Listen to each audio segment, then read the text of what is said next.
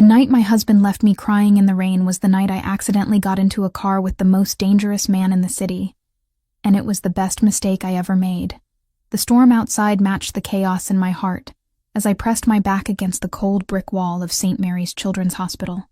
Rain hammered the city like bullets from an angry sky, each drop a reminder of how thoroughly my life had unraveled in the span of 30 minutes. My hands still trembled from the adrenaline of saving little Tommy Martinez. The 8-year-old had coded twice during his emergency appendectomy, and I'd spent the last 4 hours holding his tiny hand while machines fought to keep him breathing. Another double shift. Another child pulled back from the edge. Another day that David would dismiss as meaningless, because it didn't pay enough to matter. Isabella, you need to understand priorities.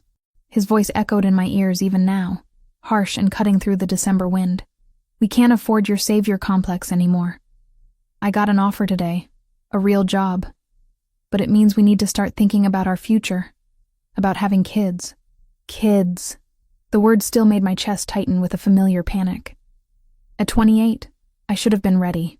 Most women my age were already mothers, juggling careers and family with the grace I saw in my patients' parents every day. But every time David brought up children, all I could see was my father walking out that door when I was 7, leaving nothing but empty promises and a mother who never recovered. I'm not ready, David. You know why. Your daddy issues aren't my problem anymore, Isabella. Either you grow up and give me what I want, or I find someone who will. The argument had escalated from there, voices rising until other staff members started staring. David had grabbed my arm, his fingers digging into the soft flesh above my elbow, with a grip that would leave bruises. Maybe standing in the rain for a while will teach you to appreciate what you have at home. And then he was gone, squealing out of the parking garage in his rusted Honda, leaving me stranded 20 miles from our apartment with nothing but my purse and the thin scrubs that offered no protection against the winter storm. I fumbled for my phone, fingers numb with cold as I tried to call an Uber. The screen flickered once, twice, then went black. Dead battery. Of course. Damn it, I whispered, shoving the useless device back into my pocket. The parking garage was nearly empty now, just a few scattered vehicles belonging to night shift staff who wouldn't leave for hours. I could walk back inside and ask for help, but the humiliation of explaining why my husband had abandoned me felt worse than freezing to death. That's when I saw it. A sleek black sedan idling near the exit ramp, hazard lights blinking in a steady rhythm that seemed almost like a heartbeat in the darkness. Through the rain-streaked windshield, I could make out the silhouette of someone in the driver's seat. My Uber. It had to be. The timing was too perfect to be anything else. I ran toward the car, heels clicking against wet concrete, my nurse's bag bouncing against my hip. The rear passenger door was unlocked, and I slid inside with a gasp of relief, grateful to escape the storm, even if it was just for the ride home. Thank God, I breathed, wiping rain from my face with the back of my hand. I thought you'd canceled when I didn't answer my phone. The battery died, and my husband... Where the hell did you come from? The voice that interrupted me was nothing like I expected from an Uber driver. It was deep, cultured, with an accent I couldn't place. Italian, maybe. Rich as dark chocolate and twice as dangerous. I looked up and felt the world tilt beneath me. The man in the back seat wasn't a driver at all. He was pressed against the far window, one hand clutched to his side where something dark was spreading across the white fabric of an expensive shirt. Even in the dim light from the dashboard, I could see the sharp angles of his face, the way shadows pooled in the hollows of his cheeks. His hair was black as the storm outside, slicked back from a forehead that spoke of intelligence and ruthlessness in equal measure. And his eyes, God, his eyes were the color of winter sky just before a blizzard. Pale gray blue and so intense, they seemed to look right through me to places I'd forgotten existed. I'm sorry, I stammered, already reaching for the door handle. I thought this was my ride. I'll just... Stay still. The command was quiet, but absolute. Marcus, drive. The driver, whom I hadn't even noticed before, nodded once and pulled away from the curb. I felt trapped between politeness and panic, unsure whether I was being kidnapped or simply caught in a case of mistaken identity. Please, I really need to get out. This is just a misunderstanding. The stranger studied me with those unnerving eyes, taking in my soaked scrubs, my trembling hands, the way I was pressed against the door like a cornered animal. "Who left you out there?" The question was so unexpected that I answered before I could think better of it. "My husband. He was teaching me a lesson." Something dangerous flickered in his expression. What kind of lesson requires leaving a woman alone in a storm? I wrapped my arms around myself, suddenly aware of how pathetic I must look, the kind that shows me what I have to lose if I don't give him what he wants. And what does he want? Children, a family, things I'm not ready to give him. The words spilled out before I could stop them. 3 years of marriage counseling and buried resentment flowing like blood from a wound. He thinks I'm broken because I won't just snap my fingers and become the perfect wife. The man was quiet for a long moment, still watching me with that unsettling intensity. When he spoke again, his voice was softer, but no less commanding. "Some lessons are more dangerous than others, Isabella." My blood turned to ice. "How do you know my name?" He didn't answer immediately. Instead, he shifted slightly, and I caught a glimpse of what looked like a gun holstered beneath his jacket. The spreading stain on his shirt was definitely blood, and from the way he held himself, the wound was serious. "You're hurt," I said, my medical training overriding my fear. "You need to get to a hospital." "No hospitals." "But you're bleeding. That looks like—" I said no hospitals. The steel in his voice left no room for argument. "Marcus, take us home." "Sir, shouldn't we drop the lady off first?" "No." His eyes never left mine. "I think Mrs. Parker and I have more to discuss." The fact that he knew my married name sent fresh terror racing through my veins. This wasn't a random encounter. This man, whoever he was, had been expecting me, or at least expecting someone like me.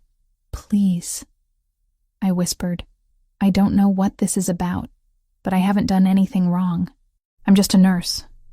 I save children's lives. That's all I do." "Children's lives." He repeated the words thoughtfully, as if they meant something specific to him. "Noble work. Thankless, I imagine. Sometimes. Your husband doesn't appreciate your calling." It wasn't a question, and I found myself nodding anyway. "David thinks I should quit. Find something that pays better. Start a family instead of taking care of other people's children." David Parker. Again, that dangerous knowledge. Gambling debts. Borrowed money from people who don't forgive easily. My mouth went dry. "How could you possibly know that?" He smiled then, and it was nothing like kindness. "I make it my business to know everything about people who enter my world, Mrs. Parker. And whether you realize it or not, you just entered mine." The car turned onto a private road lined with iron gates and security cameras.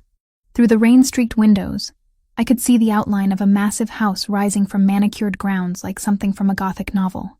"Where are we going?" "Somewhere safe," he said. "Somewhere we can continue this conversation without interruption. I need to get home. David will be worried." Another smile. This one even more predatory than the last. "I doubt that very much. But don't worry, Isabella. You're under my protection now." The car came to a stop in a circular driveway, and I realized with bone-deep certainty that whatever life I'd had before this moment was over. The woman who'd entered this car was already gone, dissolved in the storm like rain on concrete. All that remained was discovering who I was meant to become. The mansion's interior was a testament to wealth beyond my comprehension. As Marcus led me through an entrance hall that could have housed my entire apartment, I found myself gawking at Renaissance paintings that looked authentic enough to belong in museums. Crystal chandeliers cast warm light across marble floors so polished they reflected like mirrors, and fresh orchids arranged in Ming vases perfumed the air with an elegance I'd only imagined. My soaked scrubs dripped onto the pristine floor, leaving a trail of evidence from the storm I'd barely escaped. Everything about this place whispered of power, control, and money. So much money that it felt almost obscene compared to the cramped hospital rooms where I spent my days fighting to save lives with outdated equipment. "Isabella, please sit down." The man's voice came from behind me, and I turned to see him moving slowly but deliberately toward an ornate chair near a fireplace that could have roasted an entire pig. In the better lighting, I could see just how pale he'd become, though his composure remained unshakable. "You need medical attention," I said, my professional instincts kicking in despite the surreal circumstances. That wound is still bleeding. I'm aware. He settled into the chair with practiced grace that couldn't quite hide his discomfort. But first, we need to address your situation. My situation is that I'm soaking wet in a stranger's house. I wrapped my arms around myself, suddenly conscious of how inappropriate my presence here was. I should call a taxi. With what phone? His pale eyes held a hint of amusement. And I'm hardly a stranger anymore. Allow me to properly introduce myself. Lorenzo Valenti. The name meant nothing to me, but the way he said it suggested it should. There was weight behind those syllables, a history of both reverence and fear that I couldn't begin to understand. Mr. Valenti, I appreciate you helping me escape that storm, but I really need to get home. To David? The question carried more knowledge than I was comfortable with. The man who abandoned you in a parking garage during the worst storm of the season? Heat flushed my cheeks. My marriage isn't perfect, but that doesn't give you the right to— Rosa, he called out, and almost immediately, a woman appeared in the doorway. She was perhaps 60, with silver-streaked hair pulled back in an elegant chignon, and eyes that missed nothing. Her clothing was simple, but expensive, and she carried herself with the quiet authority of someone who ran this household with absolute efficiency. Yes, Mr. Valenti. Please prepare the blue suite for Mrs. Parker. She'll be staying with us tonight. I will not. I stood up abruptly, water still dripping from my hair. I don't know what kind of man you are, but I'm not spending the night in a stranger's house. Rosa looked between us with practiced discretion, waiting for direction. Lorenzo studied me with those unsettling eyes, and I had the distinct feeling he was cataloging every micro-expression on my face. What kind of man do you think I am, Isabella? The question was loaded with implications I didn't want to explore.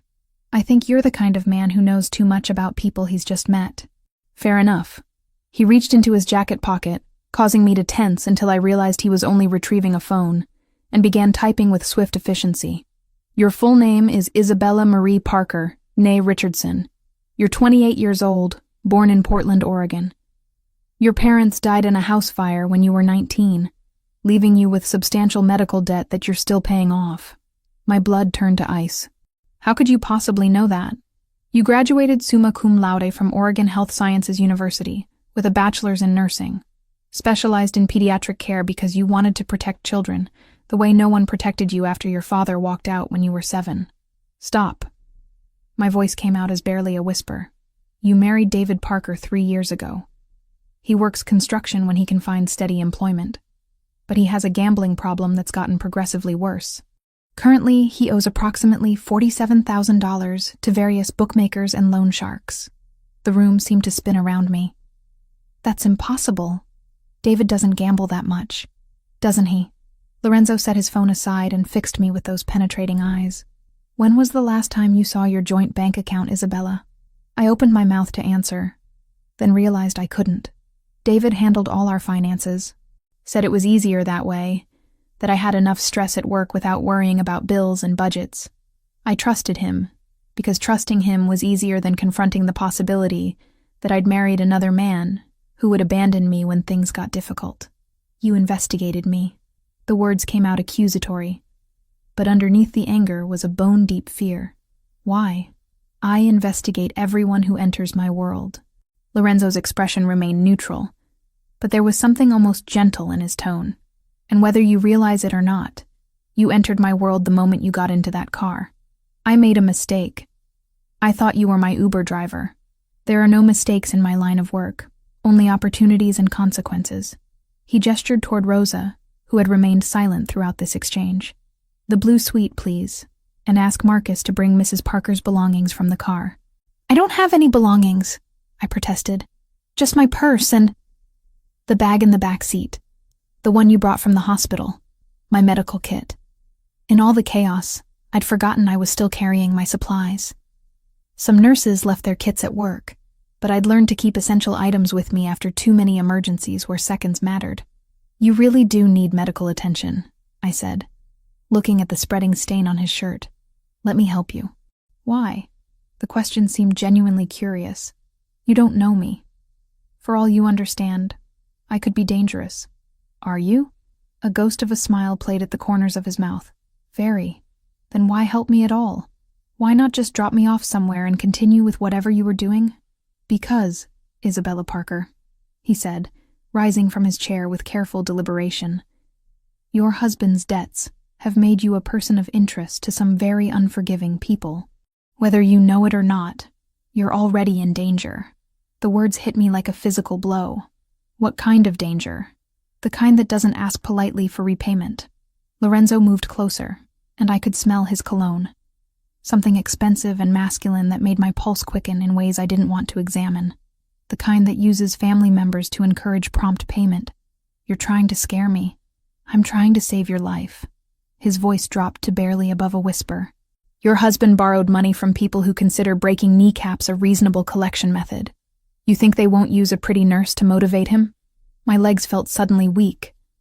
I sank back into the chair, mind reeling with implications I'd been too naive to consider. All those late nights David claimed to be working extra shifts. All those mysterious phone calls he took in the other room. All those times he'd been evasive about money, about bills, about why we could never seem to get ahead despite both of us working full-time. How much does he really owe? I asked. More than he can pay. Lorenzo's expression was almost sympathetic. More than he'll ever be able to pay without help. And you're offering to help? There had to be a catch. Men like Lorenzo Valenti didn't help people out of kindness. I'm offering you protection. He extended his hand toward me. Come, let's take care of this wound and then we can discuss terms. Terms? I stared at his outstretched hand, knowing that taking it would change everything. Protection isn't free, Isabella. But I promise you, the price I'm asking is far more reasonable than what David's creditors will demand. I looked up into those pale eyes and saw something that scared me more than any threat. Genuine concern. This man, this stranger who knew intimate details about my life, actually seemed to care what happened to me. Against every instinct screaming at me to run, I placed my hand in his. Good. His fingers closed around mine with surprising gentleness. Rosa will show you to your room after we're finished. You're safe here. Safe. The word felt foreign on my tongue. A concept I'd forgotten existed somewhere between my father's abandonment and David's increasing desperation. For the first time in years, I almost believed it might be true. The blue suite Rosa had prepared for me was larger than the apartment David and I shared. Egyptian cotton sheets draped a king-sized bed that could have slept 4 people comfortably, while floor-to-ceiling windows overlooked gardens that remained beautiful even in winter's harsh grip. A marble bathroom contained amenities I'd only seen in luxury hotel magazines, and a walk-in closet held clothing in exactly my size. I stood before those clothes now, fingering fabric that cost more than I made in a month. Silk blouses, cashmere sweaters, designer jeans that had never seen the inside of a discount store. Everything fit perfectly, as if Lorenzo had somehow known my measurements down to the last inch. The realization sent another chill through me. How long had he been watching? How much did he know about my daily routines, my preferences, my life with David? I'd spent 2 hours treating Lorenzo's wound after I'd agreed to stay. The bullet had passed cleanly through his side, missing vital organs by mere inches. As I'd cleaned and sutured the injury, he'd remained perfectly still, watching my face with those unsettling pale eyes. His pain tolerance was inhuman. Most people would have been writhing or at least gripping something for support. But Lorenzo had simply observed me work as if I were providing routine medical care rather than battlefield surgery in his living room. You have steady hands, he'd said as I'd finished the final stitch. I work with children. Steady hands are a requirement. And yet you're trembling. I had been. Not from the medical procedure. I could suture wounds in my sleep. But from the growing awareness that Lorenzo Valenti was unlike any man I'd ever encountered. There was something predatory about his stillness, something dangerous in the way he seemed to anticipate my every move. Now, dressed in borrowed clothes that fit like they'd been tailored for my body, I tried to process the conversation we'd had afterward. Lorenzo had explained, in terms both clinical and terrifying, exactly how deep David's gambling debts ran. Not just the $47,000 he'd mentioned, but additional loans from progressively more dangerous sources. Men who didn't accept payment plans or sob stories about sick children and medical bills. Your husband owes money to Victor Petrov, Lorenzo had said. settling back into his chair as I'd cleaned my instruments. Do you know that name? I'd shaken my head, though something about it made my skin crawl. Petrov runs the Russian interests in this city. Unlike more traditional organizations, his people don't believe in gradual escalation. They prefer to make examples that discourage future problems. What kind of examples? The kind that leave widows and orphans. The memory made my hands shake now as I selected a cream-colored sweater from the closet. Everything about this situation screamed danger. Yet I felt safer here than I had in months at home. When had I stopped feeling secure in my own marriage? When had David's increasingly erratic behavior become my new normal? My phone. Lorenzo had provided a replacement after mine died. Buzzed with an incoming call. David's number flashed on the screen, and my stomach clenched with familiar anxiety. Hello? Where the hell are you? His voice was sharp with panic and anger. I came home and you weren't here. Your phone was going straight to voicemail. My phone died. I'm staying somewhere safe tonight. Safe? What's that supposed to mean? Safe from what? The question hung between us, loaded with implications I wasn't ready to voice. How could I tell him I knew about his debts? About the people he'd borrowed from? About the fact that my life might be in danger because of his choices? Safe from you, I said instead. From arguments about children and priorities and why I'm never enough the way I am. Isabella, come home. We can talk about this. Can we? Or will you just tell me again that my job doesn't matter? That saving children's lives is less important than making babies? There was a long pause. When David spoke again, his voice had taken on a wheedling quality I'd learned to recognize as desperation. I got a new job offer today. Good money. We could afford to have kids, to buy a house. What kind of job pays that well without experience or education? Another pause, longer this time. It's legitimate, Isabella. I promise. Like your gambling is legitimate? Like those phone calls you take in the other room are legitimate? I don't know what you're talking about. The lie came so easily, I wondered how many others he'd told me over the years. How many times had I accepted his explanations without question?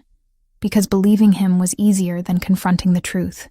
I can't do this anymore, David. I can't pretend everything is fine when it's not. Where are you staying? I'll come get you. No.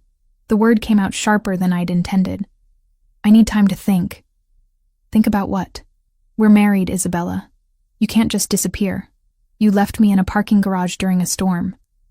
If anyone disappeared first, it was you. I ended the call before he could respond, my hands shaking with adrenaline and something that might have been relief. For the first time in years, I'd stood up to David without apologizing or backing down. A soft knock at my door interrupted my thoughts. Come in. Lorenzo entered, moving more easily now that his wound had been properly treated. He'd changed into dark jeans and a black sweater that emphasized the breadth of his shoulders and the lean strength of his frame. In better light, I could see he was younger than I'd initially thought, perhaps 35, with the kind of masculine beauty that belonged in Renaissance sculptures. How are you feeling? I asked, noting the improved color in his cheeks. Better, thank you. His eyes took in my appearance, lingering on the way the borrowed clothes fit my figure. The clothing suits you. How did you know my size? I have excellent judgment when it comes to measurements. There was something almost playful in his tone, though his expression remained serious. Your husband called. It wasn't a question, and I didn't bother pretending otherwise. He wants me to come home. And I told him I needed time to think. Lorenzo moved closer, and I caught the scent of his cologne again. Cedar and leather with undertones of something darker, more dangerous. What are you thinking about? Whether my marriage was over before tonight or if I just finally admitted it to myself. Marriage should be a partnership, he said quietly. Protection, loyalty, shared burdens. Not abandonment when things become difficult. Speaking from experience? Something flickered in his pale eyes. Pain, perhaps, or regret. My parents were married for 30 years before they died, even when my father's business put the family at risk. They faced it together. That's what love looks like, Isabella. Not what you have with David. Your father's business? I studied his face, noting the careful way he'd phrased it. What kind of business? The kind that requires careful planning and absolute loyalty. Lorenzo's expression grew distant. They were killed when I was 15. A car bomb meant for my father, but they were together that night. Always together. The pain in his voice was raw, unguarded in a way that made my chest tighten with sympathy. I'm sorry. I built everything I have now from nothing. Every dollar, every alliance, every moment of safety I've created came from understanding that family is the only thing that matters in this world. And that's what you do? You build safety? His smile was sharp as a blade. I build empires, Isabella.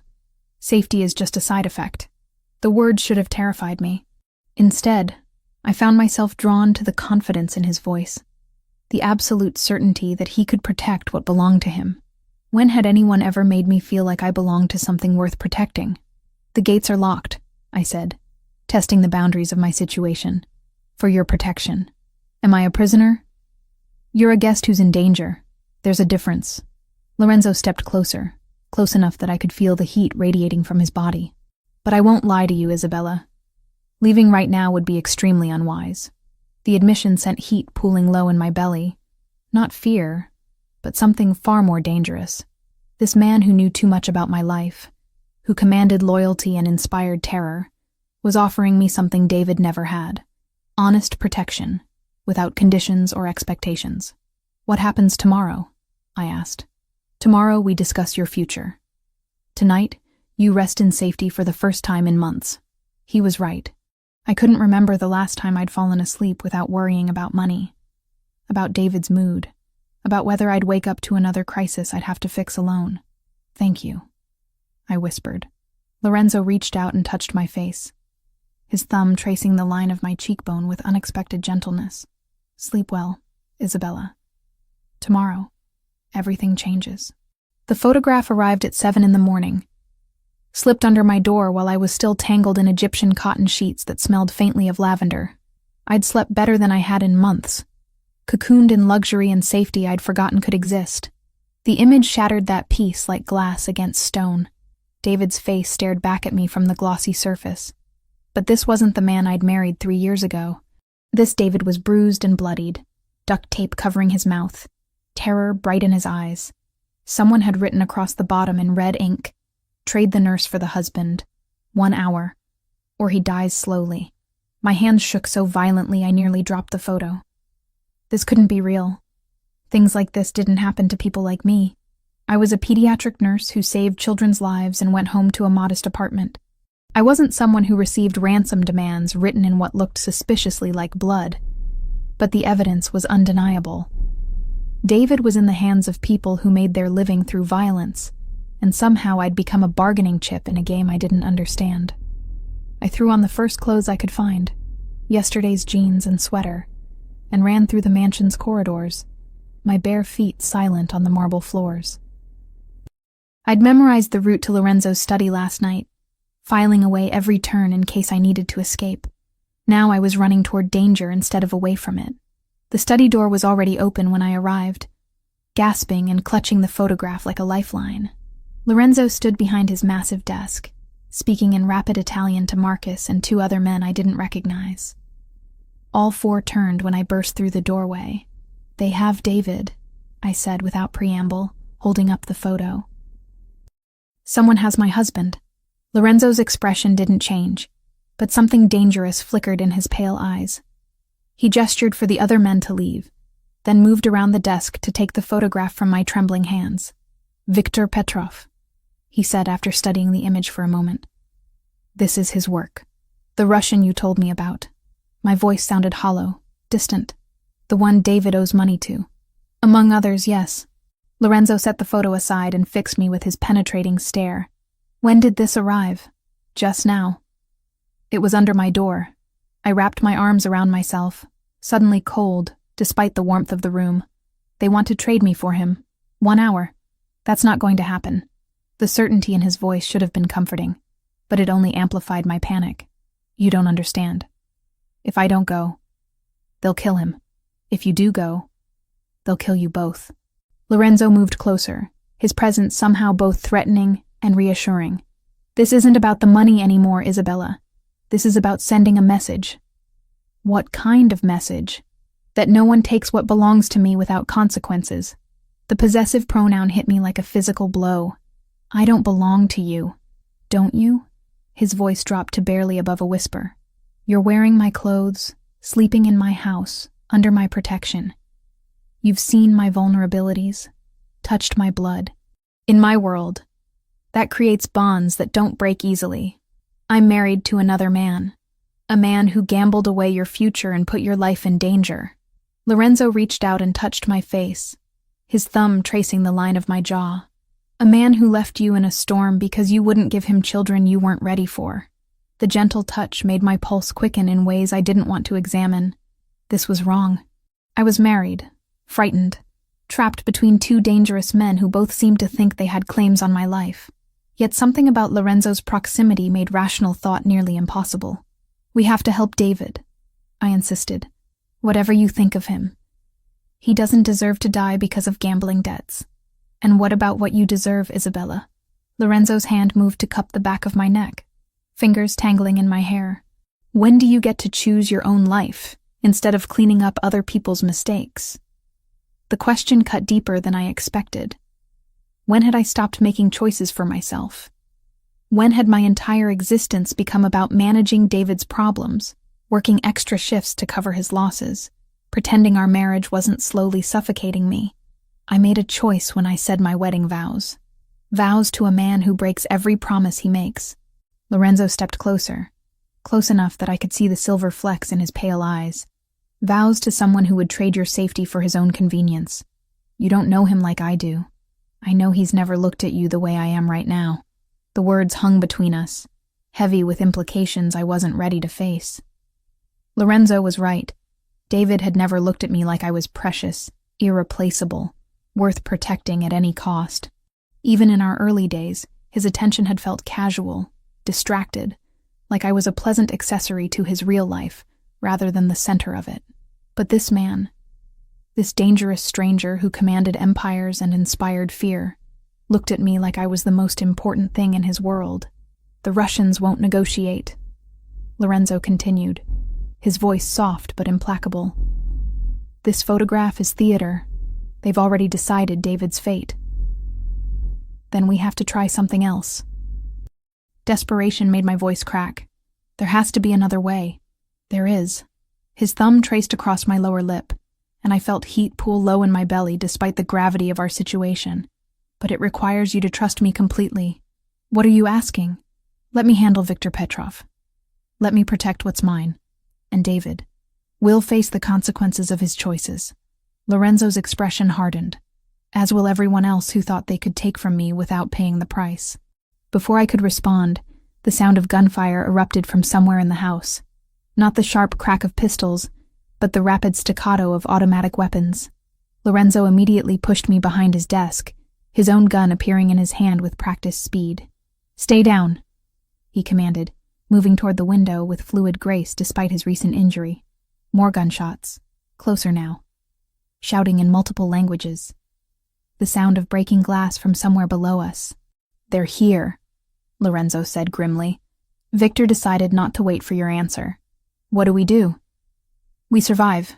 He was already moving toward a wall panel I hadn't noticed before. It slid aside to reveal a hidden passage. There's a safe room behind the wine cellar. Marcus will... The study door exploded inward, wood splintering as armed men in tactical gear flooded through the opening.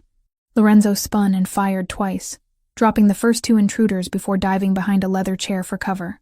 I pressed myself against the floor behind the desk, heart hammering so hard I thought it might burst. This wasn't my world. I saved children's lives in sterile hospital rooms, not firefights in mansions. The smell of gunpowder and blood filled the air, mixed with shouts in Russian and Italian. Isabella, Lorenzo's voice carried over the chaos. The passage. Now! I started crawling toward the hidden door, staying low as bullets shattered priceless artwork and embedded themselves in walls that had probably stood for generations. The sound was deafening, overwhelming, like being trapped inside a thunderstorm made of violence. A hand grabbed my ankle, yanking me backward. I screamed and kicked, connecting with something soft that made my attacker grunt in pain. Rolling over, I found myself face to face with a man who looked like every stereotype of Russian muscle, blonde, scarred, with cold blue eyes that held no warmth or mercy. "Pretty little nurse," he said in accented English. "Victor has plans for you." I clawed at his face, my nails finding purchase on his cheek and drawing blood. He cursed and raised his hand to strike me. The gunshot was deafeningly loud. The Russian's head snapped back, and he crumpled to the floor beside me, his blood spattering across the Persian rug. Lorenzo stood over us, smoke still rising from the barrel of his gun, his pale eyes blazing with fury that made him look less like a man and more like an avenging angel. "No one touches what belongs to me," he said, extending his hand toward me. I took it without hesitation, letting him pull me to my feet. In that moment, with death surrounding us and violence painting the air red, I realized something that should have terrified me. I wanted to belong to Lorenzo Valenti more than I wanted to breathe. "Come," he said, guiding me toward the hidden passage. "We have work to do." As we disappeared into the darkness behind the wall, leaving the sounds of battle behind us, I understood that whatever happened next would determine not just whether I lived or died, but who I would become if I survived. The woman who entered that passage wasn't the same one who'd entered Lorenzo's car less than 24 hours ago. That Isabella Parker had been a victim, a woman who accepted abandonment and betrayal as the price of love. This Isabella was someone else entirely, someone who might be worth fighting for after all. The safe room beneath Lorenzo's mansion was a marvel of paranoid engineering.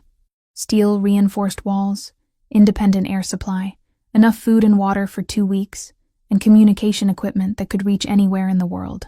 I sat in stunned silence on a leather sofa that probably cost more than my annual salary, watching Lorenzo coordinate his response to the attack through encrypted phones and video monitors.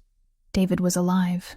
The cameras throughout the property had captured Viktor Petrov's men dragging him from a black van before the shooting started. He was battered and terrified, but breathing. That should have been my only concern. Instead, I found myself fixated on the man pacing the small space like a caged predator, his movements fluid despite the bandages I'd wrapped around his torso just hours earlier. "How long have you been planning this?" I asked, when he finally ended his latest call. Lorenzo paused mid-stride, his pale eyes fixing on me with that unsettling intensity I was beginning to recognize. "Planning what?" "David's debts. The Russians. Me ending up in your car." I stood up, sudden anger overriding my fear. "None of this is coincidence, is it? You think I orchestrated your husband's gambling addiction?" There was genuine curiosity in his voice, as if my accusation intrigued rather than offended him. "I think you're the kind of man who manipulates situations to get what he wants." I crossed my arms, trying to project confidence I didn't feel. "And for some reason you wanted me." Very perceptive. Lorenzo set his phone aside and gave me his full attention. "You're right, of course. Though not in the way you imagine. Then explain it to me." He was quiet for a long moment, studying my face as if cataloging every micro-expression. When he spoke, his voice carried a weight I hadn't heard before. Something that might have been regret. "I've been watching David Parker for 6 months. Not because of his debts, but because of his connection to you." Lorenzo moved closer, and I fought the urge to step back. "Your husband wasn't just gambling, Isabella. He was laundering money for Viktor Petrov." The words hit me like a physical blow. "That's impossible." "Is it? All those construction jobs that paid cash, the mysterious phone calls, the sudden influx of money followed by devastating losses." Lorenzo's expression was almost sympathetic. David was cleaning Russian funds through a network of legitimate businesses. The gambling debts were just cover for what he was really doing. My legs felt suddenly weak. I sank back onto the sofa, mind reeling with implications I'd been too naive to see. He was working for them, among others. David is what we call a useful idiot, someone who does criminal work without understanding the larger picture. Lorenzo sat beside me, close enough that I could smell his cologne. But useful idiots become liabilities when they start asking questions or getting greedy. So Victor decided to eliminate him. Victor decided to use him as bait. David's real value wasn't his money laundering skills. It was his access to you. I stared at Lorenzo, feeling pieces of a puzzle clicking into place with sickening clarity. Me? Why would anyone want access to me? Because you work at St. Mary's Children's Hospital. Because you have access to medical records, patient information, surgical schedules. Lorenzo's voice dropped to barely above a whisper. Because several of my associates' children receive treatment there, and their medical information would be invaluable to my enemies. The scope of the conspiracy took my breath away. You think they wanted me to spy on your people's children? I think they wanted to use you as leverage against me. Information about when certain patients would be most vulnerable, when security would be lightest. Lorenzo's jaw tightened. Victor has been trying to find weaknesses in my organization for years. What better way than through innocent medical professionals who wouldn't even realize they were being used? But I never gave anyone information about patients. I would never. I know. His voice softened unexpectedly. That's why I intervened. Intervened how? But even as I asked, I was beginning to understand. You manipulated David's debts, made sure he owed more than he could pay. I encouraged his existing weaknesses, yes. Made sure his gambling losses mounted quickly enough that Victor would have to act. Lorenzo didn't look away from my accusing stare. I needed Victor to reveal his hand before he could properly recruit you. The betrayal cut deeper than I'd expected. Not just David's lies, but Lorenzo's manipulation. You used me as bait. I used you as bait to protect you. His hand moved toward mine, then stopped when I flinched away. If Victor had approached you gradually, gained your trust, convinced you that helping him would save your marriage or pay your bills, would you have refused? The honest answer terrified me. 3 months ago, desperate and exhausted, I might have been vulnerable to exactly that kind of manipulation. You don't know that, don't I? Lorenzo's pale eyes seemed to see straight through me. You've been cleaning up David's messes for 3 years, working double shifts to cover his losses, pretending your marriage wasn't slowly killing you because leaving seemed harder than staying. Each word was a surgical strike against defenses I'd spent years building. That doesn't give you the right to manipulate my entire life. No, he agreed quietly. It doesn't. But it gave me the responsibility to protect you from people who would have destroyed you without a second thought. By destroying my husband instead? By giving you the chance to see who David really was before it was too late. Lorenzo stood and moved to one of the monitors, where grainy security footage showed Victor's men positioning themselves around the mansion's perimeter. The question now is what you want to do with that knowledge. I stared at his back, emotions warring inside me like competing storms.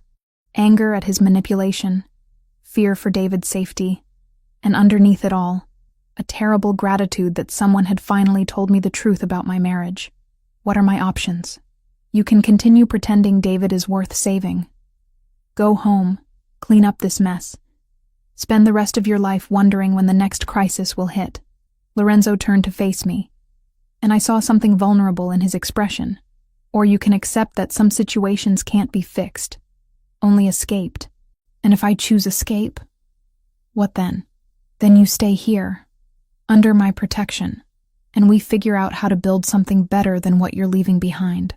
The offer hung between us like a bridge over dangerous water. Crossing it would mean abandoning everything I'd thought I wanted, everything I'd tried to build with David. But staying on this side meant returning to a life that had been slowly suffocating me for years.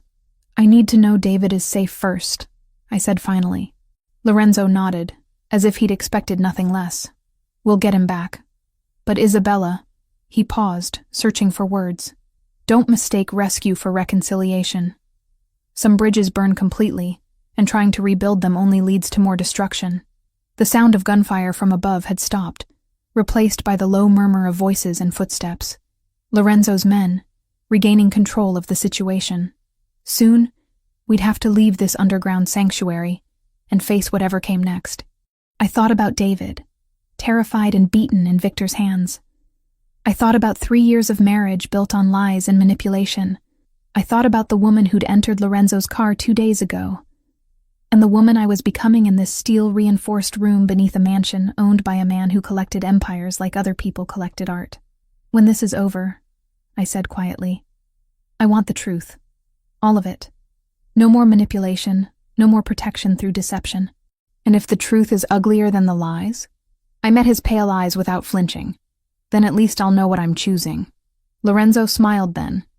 the first genuinely warm expression I'd seen from him. In that case, Isabella Parker, I think you're going to be very dangerous. The communication equipment buzzed with an incoming message. Lorenzo checked the screen, and his expression hardened back into the mask of controlled violence I was learning to recognize. What is it? I asked. Victor wants to negotiate.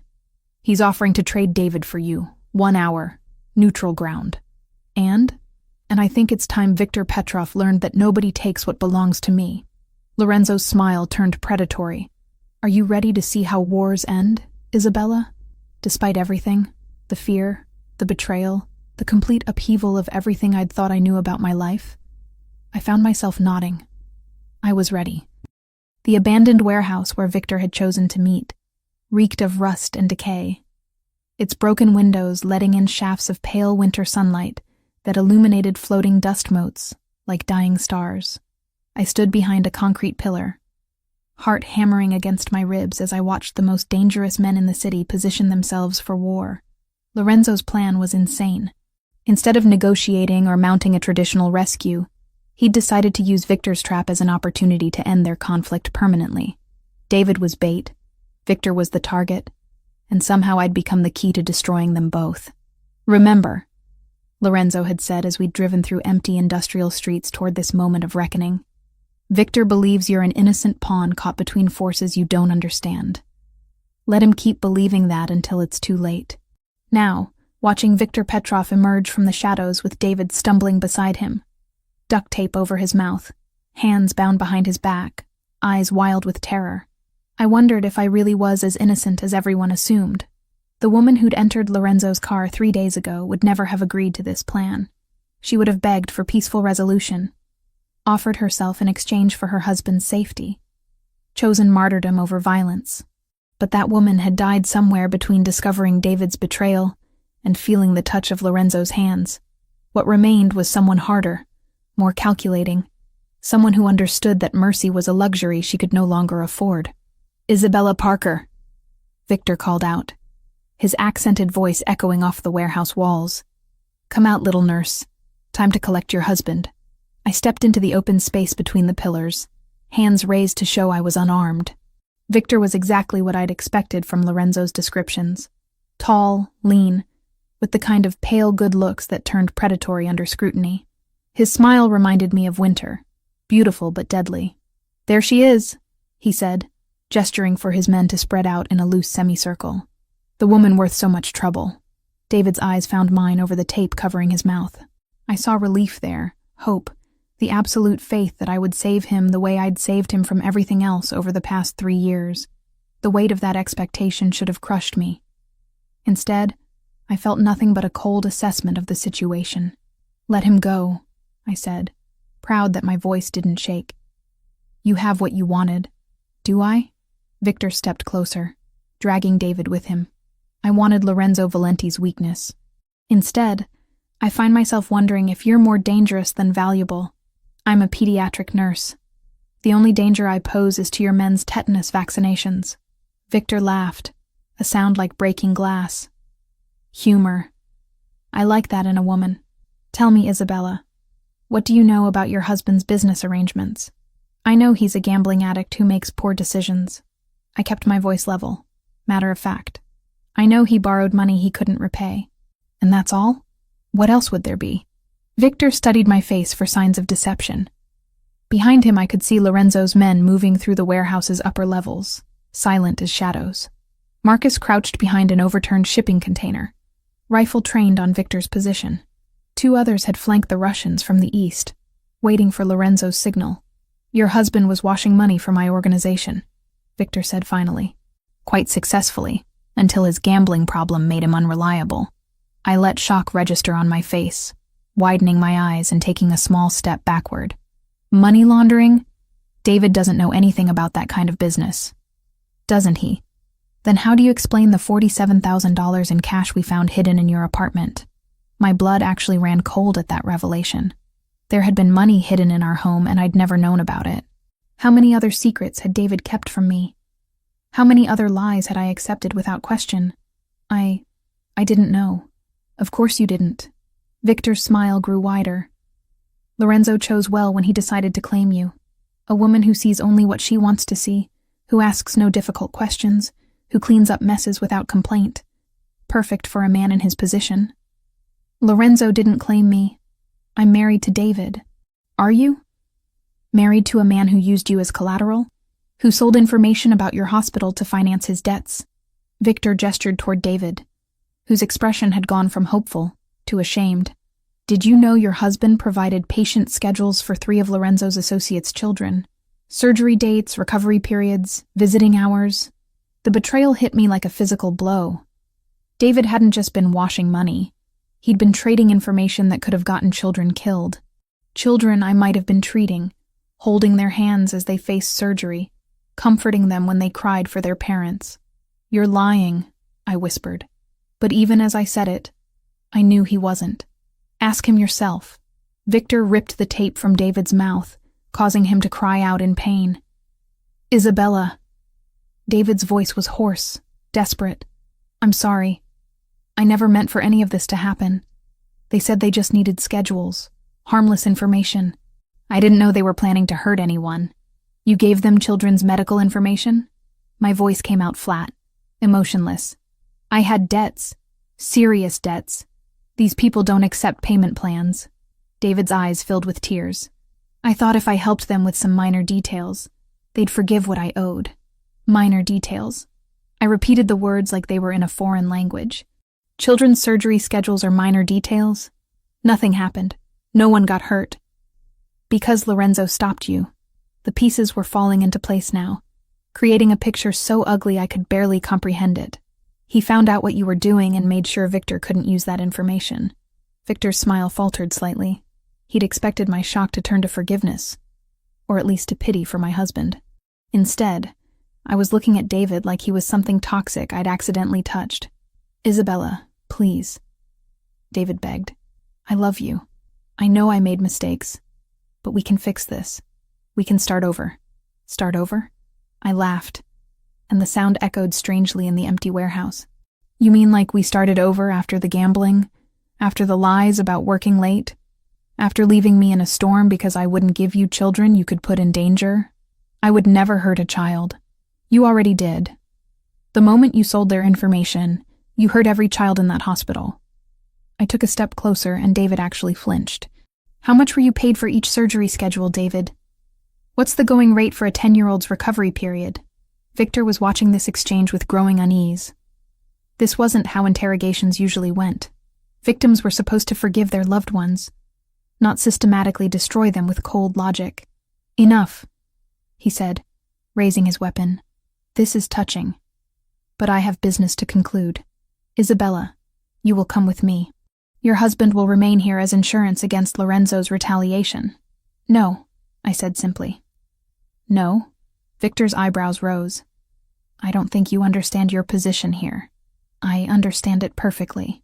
I looked directly into his pale eyes, letting him see the calculation there. You need me alive to control Lorenzo, but you need David alive to control me, which means neither of you has the power you think you do. That's when Lorenzo stepped out of the shadows behind Victor, gun pressed against the Russian's skull. Actually, Lorenzo said conversationally, I have all the power I need. Victor's men spun toward the sound of his voice, only to find themselves staring down the barrels of rifles held by Lorenzo's soldiers.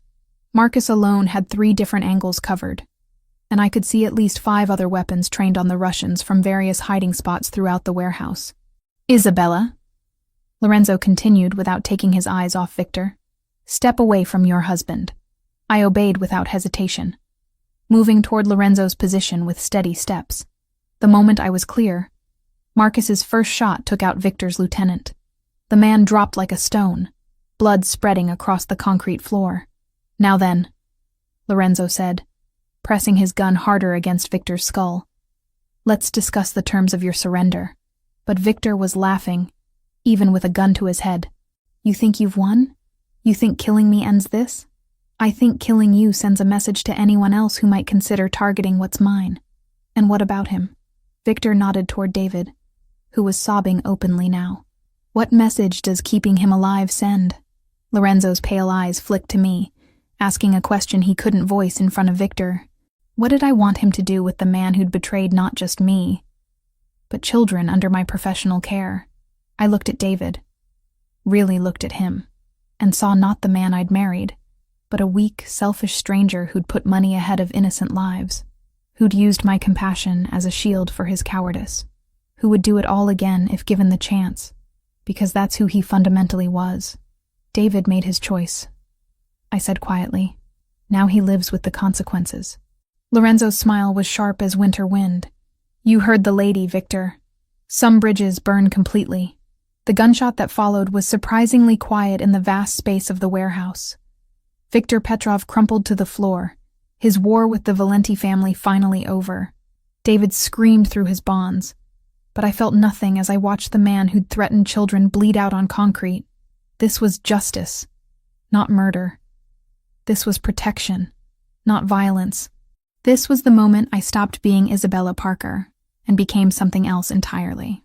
Lorenzo holstered his weapon and turned to me, searching my face for signs of shock or regret. What he found instead was acceptance, resolution, and something that might have been relief. No going back now, he said softly. Good, I replied, and meant it completely. War came to the city in the form of unmarked vans and midnight explosions. 3 weeks after Victor's death, his lieutenants emerged from hiding like cockroaches scattered by sudden light. They wanted blood, Lorenzo's blood, and they were willing to burn down half the city to get it. I watched the violence unfold from the safety of Lorenzo's reinforced penthouse, high above streets where black SUVs prowled like mechanical predators. The news called it a gang war, territorial disputes between organized crime families. They had no idea they were witnessing the death throes of an empire built on the suffering of children. Dmitry Kozlov has taken control of Victor's operations, Lorenzo said, studying surveillance footage on multiple screens. He's more pragmatic than his predecessor, but also more ruthless. And David? I asked, though I wasn't sure why it mattered anymore. Being held at a medical facility on the east side.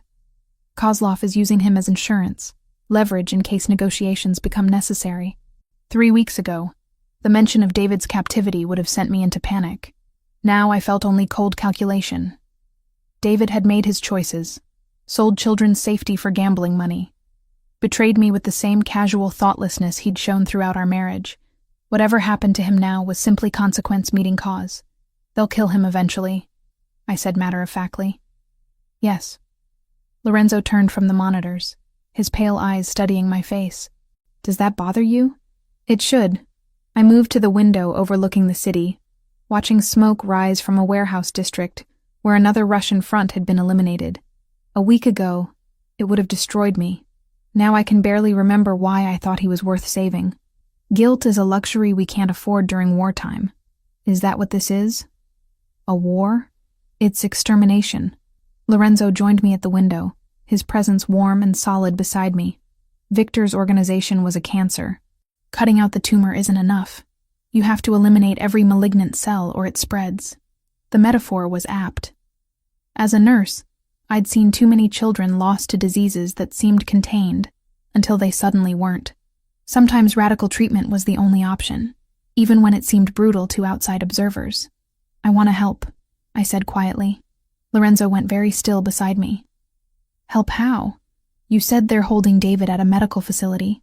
I know medical facilities better than anyone on your payroll. I turned to meet his gaze, letting him see the resolve there.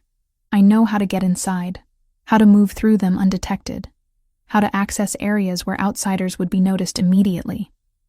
Isabella, they're using sick people as shields, I continued, anger heating my voice. Patients who need care, who trusted that facility to protect them. That makes this personal. It's too dangerous.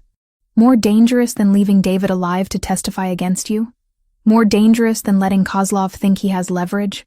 I stepped closer, close enough to smell Lorenzo's cologne, to see the silver flecks in his pale eyes. I'm already part of this war, Lorenzo.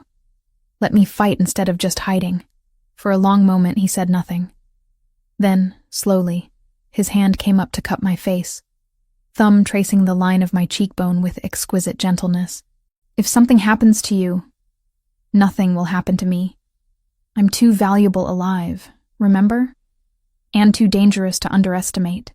I leaned into his touch, feeling the calluses on his fingers, the strength barely held in check. Besides, I'll have the best backup in the city. My men don't know medical protocols, hospital security, staff rotations, patient privacy laws. Then it's good they'll have a guide. Lorenzo was quiet for another heartbeat. When he spoke, his voice carried the weight of absolute command. No unnecessary risks. You follow my lead, obey my orders without question. And if I tell you to run, you run. Understood? And Isabella? His grip on my face tightened almost imperceptibly. If we do this, there's no going back. You'll have crossed a line that can't be uncrossed. I thought about the children whose surgery schedules David had sold, about the trust he'd betrayed, about the woman I'd been who cleaned up messes without asking why they kept happening. That woman was already gone, dissolved in the rain on a December night that felt like a lifetime ago. Good, I said. I'm tired of being someone who watches from the sidelines. The medical facility where Kozlov was holding David occupied an entire city block, a maze of interconnected buildings that had grown organically over decades. Perfect for hiding prisoners in plain sight, terrible for anyone trying to mount a rescue without proper inside knowledge. I walked through the main entrance at 11 p.m., dressed in scrubs I'd borrowed from my apartment, and carrying forged credentials that identified me as Isabella Martinez, a traveling nurse brought in to help with the night shift. Lorenzo's people had done their homework. Isabella Martinez was a real person, currently vacationing in Aruba, whose employment history and qualifications were impeccable. The security guard barely glanced at my ID before waving me through. Medical facilities were notoriously understaffed and overworked.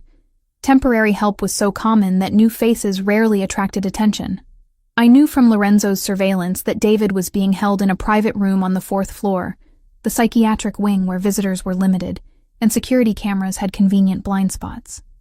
Getting there required navigating a maze of corridors I'd memorized from stolen floor plans, avoiding nurses who might recognize me from my real job across town. The hardest part wasn't the infiltration. It was maintaining professional detachment as I passed rooms full of genuinely sick patients, children recovering from surgery, elderly patients fighting infections, people who had nothing to do with the war being fought around them, but who might become casualties anyway if Kozlov decided civilian shields weren't sufficient protection. David's room was at the end of a dimly lit hallway, guarded by a single man who looked more like a bouncer than medical staff. I approached with the confident stride of someone who belonged there, clipboard in hand, expression bored with routine. "Excuse me," I said in Spanish-accented English. "I need to check vitals on the patient in 4B. The guard looked me up and down, taking in the scrubs, the ID badge, the professional attitude. Nobody goes in without clearance from Kozlov. Then get clearance. This man has a heart condition that requires monitoring every 4 hours. Unless you want to explain to your boss why his leverage died of cardiac arrest." Uncertainty flickered in the guard's eyes. He pulled out a phone, speaking in rapid Russian. While he was distracted, I palmed the syringe I'd prepared. Not poison, just a fast-acting sedative that would put him down for several hours without permanent harm. "Kozlov says no visitors," the guard said, ending his call. "I'm not a visitor. I'm medical staff." I stepped closer. Invasion of personal space making him shift uncomfortably. "Look, I don't care about your business. I don't want to know why this patient is here or what you're planning to do with him. I just need to make sure he doesn't die before you're finished with him." The guard wavered, glancing between me and the closed door. That moment of indecision was all I needed. The needle slid between his ribs before he could react, finding the precise spot where it would deliver maximum effect with minimal damage. He crumpled to the floor within seconds, unconscious but breathing steadily. I dragged him into a supply closet, then used his keycard to access David's room. My husband lay strapped to a hospital bed, face bruised and swollen from beatings, eyes glazed with whatever drugs they'd used to keep him compliant. He looked up when I entered, confusion flickering across his features. "Isabella?" His voice was slurred, uncertain. "Why are you here?" "To end this." I moved to his bedside, checking his restraints with professional efficiency. "To make sure Kozlov can't use you anymore." "Use me?" David's eyes struggled to focus. "I don't understand." "I know." I prepared another syringe. this one containing a different substance entirely. Something I'd synthesized from supplies in Lorenzo's extensive collection. Something that would stop a heart without leaving obvious traces. You never did understand the consequences of your choices. Recognition dawned in David's eyes as he saw the needle. Isabella, please. I'm your husband. I love you. You sold information about children, David. Children I might have been treating, holding their hands while they faced surgery. I found a vein in his arm with practiced ease. You turned my profession into a weapon against innocence. I was desperate. You meant to take the easy way out. You meant to let other people pay for your mistakes. The needle slid home smoothly, just like you always did. David's eyes widened as the drug took effect, his body arching against the restraints as his heart began to race, then falter. Isabella, please. I watched dispassionately as the man I'd married died, feeling nothing but relief that he could never hurt another child. When his heart stopped, I closed his eyes gently and straightened the blanket around his body. To anyone who discovered him later, it would look like cardiac arrest brought on by stress and poor health. The fire alarm began wailing as I left the room, right on schedule. Lorenzo's men had set charges in the building's basement, creating enough chaos and evacuation orders to cover my escape. In the confusion of patients being moved and staff running emergency protocols, one traveling nurse disappearing into the night would go completely unnoticed. I met Lorenzo in the parking garage 6 blocks away, his pale eyes searching my face for signs of trauma or regret. What he found instead was the calm satisfaction of someone who'd finally stopped cleaning up other people's messes and started solving problems permanently. It's done, I said, stripping off the bloody gloves and dropping them into the disposal bag he provided. Any complications? None. Kozlov just lost his primary leverage, and the city just lost a man who endangered children for gambling money. I looked back toward the medical facility, where emergency vehicles were arriving to handle the fire alarm. Justice served. Lorenzo pulled me against him, strong arms wrapping around me with possessive relief. Welcome to the family business, Isabella. I tilted my face up to his, finally ready to claim what I wanted instead of what I thought I deserved. About time. When he kissed me this time, it wasn't gentle or questioning. It was claiming, possessing, marking me as his in ways that went far beyond protection or circumstance. I responded with equal hunger, finally admitting what I'd been denying since that first night in his car. I belonged to Lorenzo Valenti completely, and I'd just proven I was worthy of belonging to something that powerful. The war was over.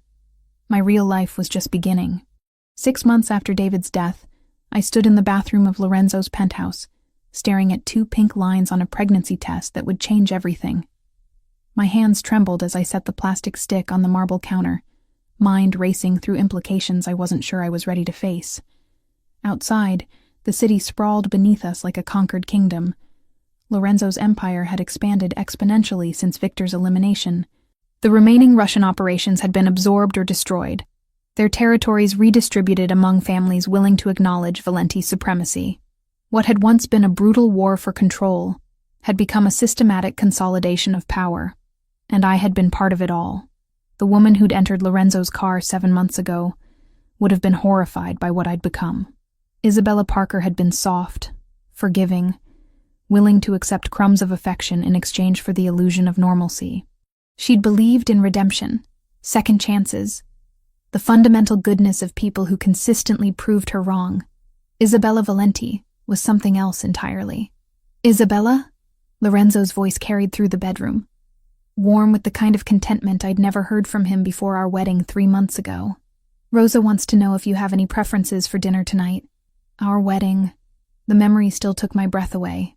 Not the courthouse ceremony I'd endured with David, but something worthy of Renaissance royalty. 500 guests in an Italian cathedral, dress designed specifically for my body, diamonds that caught light like captured stars. I'd walk down an aisle lined with white roses toward a man who looked at me like I was the answer to prayers he'd never spoken aloud. But it was the reception that had truly marked my transformation. When Lorenzo introduced me as La Regina, the Queen, every person in that room had bowed their heads in genuine respect. Not because I'd married their boss, but because I'd proven worthy of the title. Whatever Rosa thinks is best, I called back, still staring at the test. 2 pink lines. Positive. Pregnant. with Lorenzo's child. The bathroom door opened, and my husband appeared in the doorway, already dressed for the evening in charcoal slacks and a black shirt that emphasized the breadth of his shoulders. 6 months of marriage had only made him more beautiful to me, more essential than breathing. His pale eyes immediately found the pregnancy test on the counter. For a heartbeat, his expression went completely blank. Then something blazed to life in those winter sky depths. Something so intense it made my knees weak. "Isabella." My name was barely a whisper. "Are you—" "Yes." I turned to face him fully, letting him see the wonder and terror warring in my expression. "We're having a baby." Lorenzo crossed the bathroom in 2 swift strides, pulling me against him with trembling hands. His face buried in my hair, and I felt the shudder that ran through his powerful frame. "When?" His voice was muffled against my neck. "I'm probably 6 weeks along. Maybe 7. I pulled back to meet his gaze. Are we ready for this?" Lorenzo's smile was radiant, transforming his features from dangerous to devastating. "I've been ready since the night I found you in my car." The admission made my chest tight with emotion. "You have? I knew you were different. Special. The kind of woman who could stand beside me, not behind me." His hands moved to frame my face with exquisite care. "The kind of woman who could give me children worth building an empire for. And if those children ask questions about how Mommy and Daddy met, about what we do for work," Lorenzo's expression grew thoughtful, "we'll tell them the truth.